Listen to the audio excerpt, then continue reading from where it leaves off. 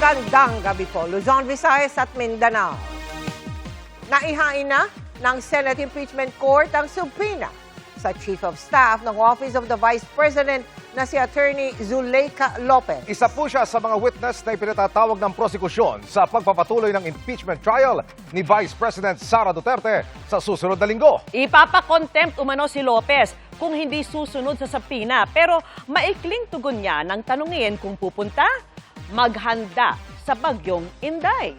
Nakatutok si Sandra Aguinaldo.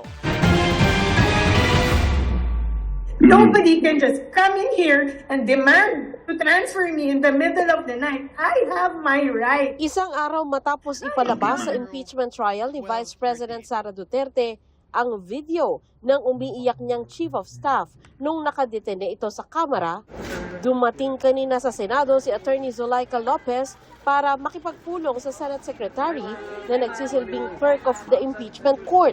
Paglabas ni Lopez matapos ang isang oras, hindi siya sumagot ng direkta sa tanong ng media. Nagbigay lang siya ng maikling pahayag. Good morning, everyone. Good morning po. Prepare for Typhoon Inday. Hindi na nagdetalye si Lopez kung aling bagyo ang tinutukoy niya, ang papalapit na Typhoon Inday o ang bise na may palayaw na Inday.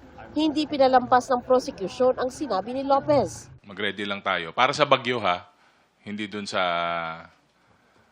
impeachment kasi nakahanda naman po yung prosecutors.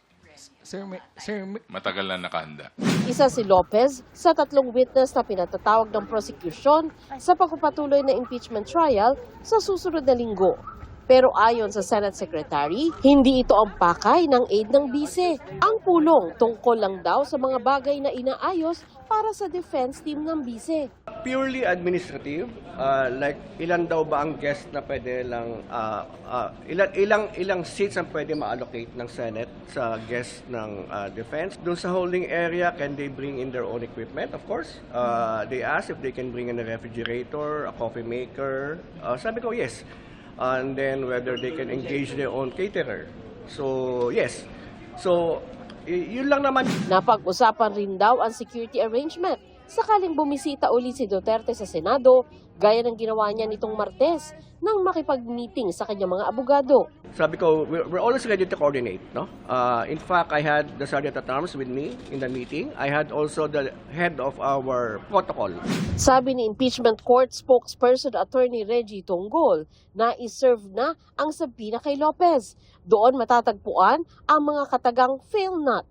Nangangahulugan daw na mahigpit ang utos na dumalo ito sa pagdinig. Nang tanongin ng media si Lopez, Will you be attending, ma'am? The trial next week po, ma'am. Morning, everyone. may paalala naman ang impeachment court sa mga pinapatawag ng korte. Kapag pinasabpina ka, wala kang karapatan tumanggi except for certain exceptions. No? Pag hindi ka sumunod doon, mako-contempt of court ka. Sandra Aguinaldo, Nakatutok, 24 Oras.